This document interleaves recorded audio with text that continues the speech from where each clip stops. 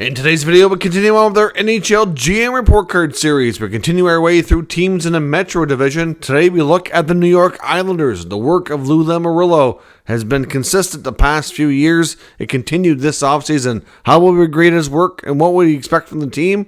We'll discuss that coming up next.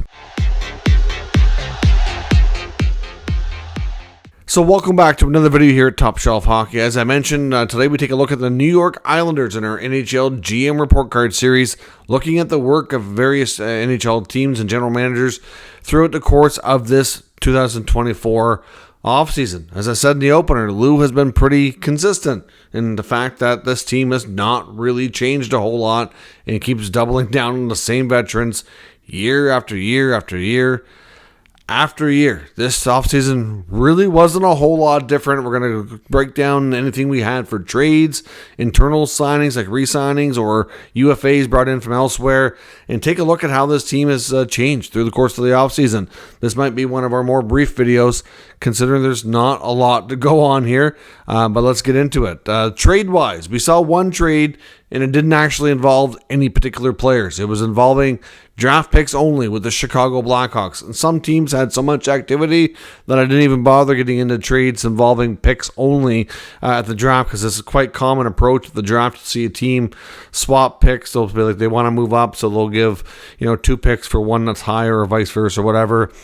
I don't even usually get into a lot of that unless it's something that leads to something more significant. But in the case of the Islanders, it's all we have to talk about when it comes to trades. But it did work out for them. I'll give them that. They swapped picks number 18 and 50 in the 24 draft to the Chicago Blackhawks in exchange for picks 20, 54, and 61. So they traded 2 picks. They got 3 in return, and of course, they're all a little bit lower. So they moved back in the first round 2 spots, moved back 4 spots in the second round, but at least they still got some players here that were interesting. So with that first round pick to the Blackhawks at 18, they took Sasha Beauvais, who was an interesting center prospect. Whereas at 20, they drafted Cole Yzerman. Cole Yzerman looks like a really intriguing prospect.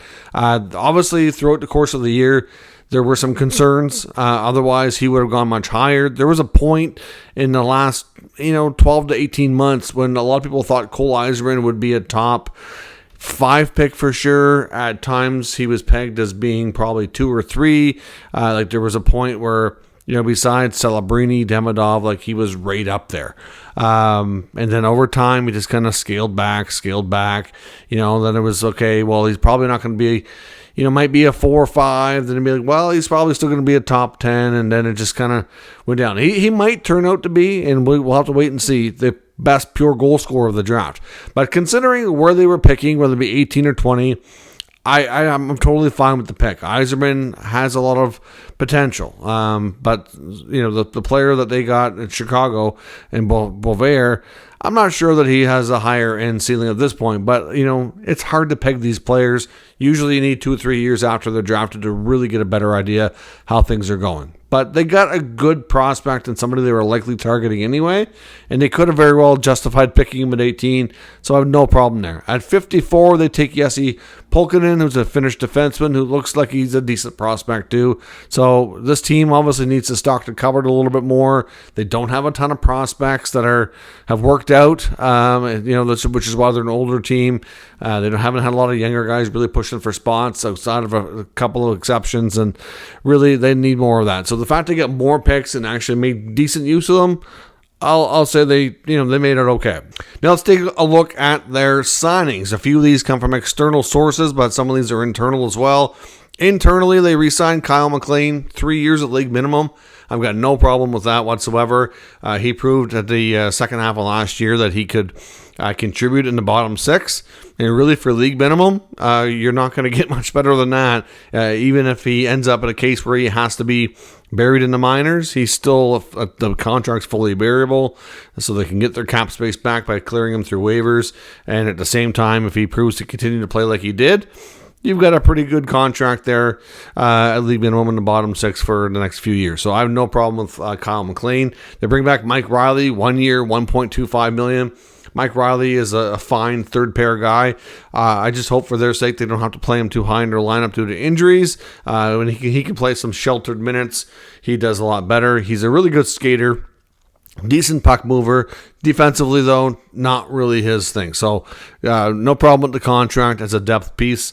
Like I said, I just hope that they can stay healthy in the back end so that he can play the role that he's supposed to. They also bring in a few other players back, including Simon Holmstrom, who signs 1 year, $850. Again, Holmstrom, I think he's still got a little bit more to prove, which is why he didn't get more term and more money. But for that value, I have no problem giving him another year to come in and continue to prove himself and see what he can do. He's at times shown that he can play. He can be a piece for them. So, again, good contract. They bring back Dennis Shalowski. That's more of a player for Bridgeport, but he can be somebody who's a call-up option if they do run into too many injuries. He gets a 1 year, 2-way deal. Bring back Oliver Wahlstrom, 1 year, $1 million. I'm surprised that Wahlstrom is still there.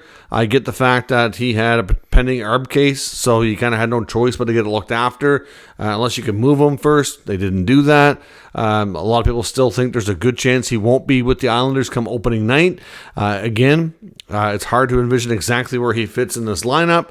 If he can't be traded, if they can't find something for him before the opening night, I can see by the end of camp when they have to cut the roster down that he even possibly ends up on waivers, to be completely honest, unless he comes in and absolutely surprises and then maybe forces their hand to make another subsequent move. But at this point, if he can be moved, I would not be one bit surprised if he is. So the contracts they've signed so far don't really have any issues there. They've got a few other minor ones, including Tyce Thompson, 1 year, 2-way deal. They bring in Liam Foodie, 1 year, 2-way deal. Liam Foodie's he's got great speed, good skater, has struggled with the offensive part of his game translating at the NHL level. Obviously had a pretty good run with the London Knights, but was never a huge point getter in junior. Like, he didn't really blow you away with that. So again, we'll see. I'm not sure that Foodie makes the team out of training camp. I don't think he does, but he could be somebody who gets an opportunity and hopefully takes advantage of it. Looks like a Tyson Thompson, Foodie, and then of course they bring in Anthony Duclair, which is their most significant piece externally. Of course, Duclair has the connection, previously played for Patrick Waugh with the Quebec Ramparts during their days in junior. So we know Waugh likes Duclair. I've seen reports about the conversations they had before he signed, and it seemed like it was a player Waugh really wanted. Duclair can provide you some pretty good depth scoring and great speed. So 4 years, $3.5 million, and really for what he gives you, he's played well enough in the last 2, 3, 4 years to justify that. I have no problem with that contract either. They bring in Maxim Siplikov as a UFA out of the KHL. 1 year, $950. 25 years old from the KHL, is an unrestricted free agent. Scored 30 goals in the KHL last year. Again, low risk signing. So, I think they have high hopes for him. But a lot of players that have come over from the KHL, more often than not, they either don't work out or they end up being, a lower offensive player than you would think or that they were hoping for. You get the odd exception, right? You're hoping for the next Artemi Panarin, who came over a little bit later from the KHL, but, it doesn't really work out. Even Andrei Kuzmenko has been pretty good. Look at what he's done, but then he get traded. Like, he might get traded again, having difficulty fitting, right? So, but for every one of those, there's also some of the guys that have been complete busts. So we don't know how Siplikov's going to work out. Lou said they didn't sign him to come over and play in the minors, though. So we'll see where it goes. Low risk, though, for sure. So I don't mind the signing.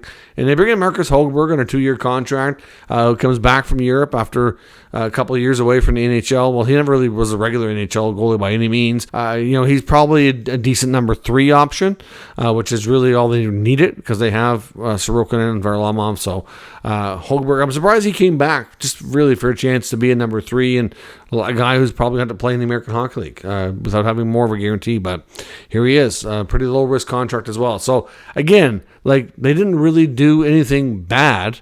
I can't really be critical of any of the contracts they've done, except I just would like to see some more significant change in this team. This team has been middling and, either playoff bound or not, hovering around there, not getting anything done for 2-3 years now, and just really haven't had any significant change. So summarizing the addition subtraction coming in, they get Anthony Duclair, Maxim Siplikov, Marcus Högberg, which are and then of course you got like Liam Foudy as well. But I mean, really that's probably the only ones that have any chance to play NHL games. And even then, Högberg and Foudy likely going to be part of the Bridgeport team. Going out right now, they have not signed Matt Martin or Cal Clutterbuck. They are totally UFAs though, so they're not elsewhere either. The belief is they're not coming back, but you never know. You never know with Lou. He's pretty loyal. Sebastian Aho, he re-signed elsewhere. And then Robert Bertuzzo, still a UFA. Ishikov and Kuhlman are in the KHL. So, significant in a sense that 2/3 of their identity line is not coming back. There has been some, like I said, most people believe that the Islanders are moving on from those two, but from Clutterbuck and Martin, that is. But at the same time, I don't think anybody would be shocked if one of them showed up on a PTO or something, although I'm not really sure that's a great idea. So looking at how their changes are made, looking at their forward group, you're probably looking at Duclair might have a chance to play with Barzal and Horvat, perhaps. Nelson, Palmieri, maybe Sipaklov, getting a chance to top six. Put Lee with Pajot and Engvall. Cizikas, Holmstrom.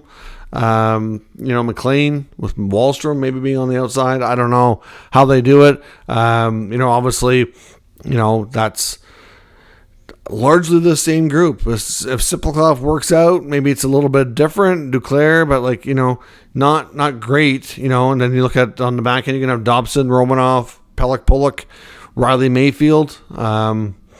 Obviously and then Mike Riley, coming back on a short-term deal. Mayfield hopefully will have a better year. They dealt with a lot of injuries last year as well. Semyon Varlamov and Ilya Sorokin between the pipes. So, goaltending's the same. The D-core is pretty well the same. Almost identical, actually. And then the forward group, like I said, you have some question marks about if Wallstrom fits in, and then you got Duclair and Sipaklov. And that's it. And they just don't really move the needle. You have Nelson on an expiring contract. Palmieri's near the end of his deal. Lee's near the end of his deal. I think they had an opportunity here where I would have liked to have seen more turnover with the veteran group. Not to say that Nelson can't play anymore. He's been one of their top goal scorers. But with a year left on his contract, you can't extend him for, a number of years again. You got to start getting younger. I think Brock Nelson, as much as he's been a good fit there, been a good player, good goal scorer, they're at a stage with him. I thought they could have got a good trade value to try to get younger. Maybe there's a team out there that's looking to win right now that could benefit from his services that might give you a top, or not maybe not a top, like a really good young player that might fit. The Pajot contract hasn't aged well, so more focused on the things they didn't do. Really, like I said, for what they did do, Sipaklov, low risk. Duclair, okay, I don't mind Duclair, and everybody else is 1-year deals basically on short term or small money. So, it's kind of, you're piddling around the edges, but nothing significant. You're banking on Sorokin bouncing back.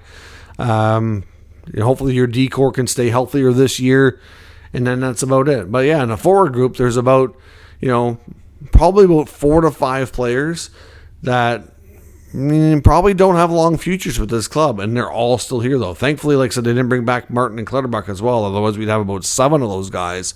So I just would like this team just hasn't been good enough, and I would have liked to have seen more significant change. I understand trades are difficult, but that's been Lou's excuse for going on 2-3 years now. Do something more significant, otherwise this team is going to continue to get older and stale, and it's going to struggle. But at least the moves they did make, they did add some more skating. Right, so Duclair's a good skater. Foudy's a good skater. Unfortunately, Foudy may not get a regular spot there, but at least they have a little bit of more speed in the lineup.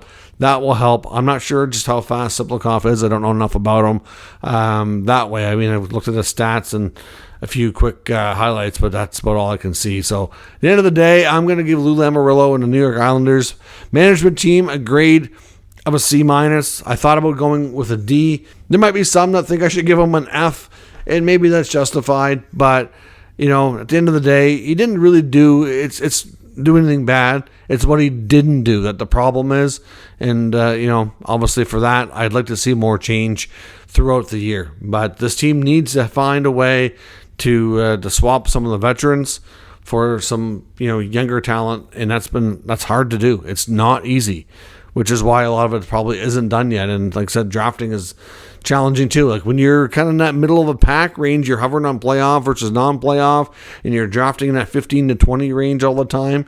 It's hard to get that high-end talent. Like, you know, they need to get some higher picks and make the best of them, ideally, because other teams are just not giving away those type of players. So that's my grade for the New York Islanders, the Lula Murillo. Let me know what you think in the comments. We'll talk further. If you're new to the channel, make sure you subscribe and stick around. We'll keep you up to date with all the news, rumors, and analysis of all 32 NHL teams. Thanks for watching.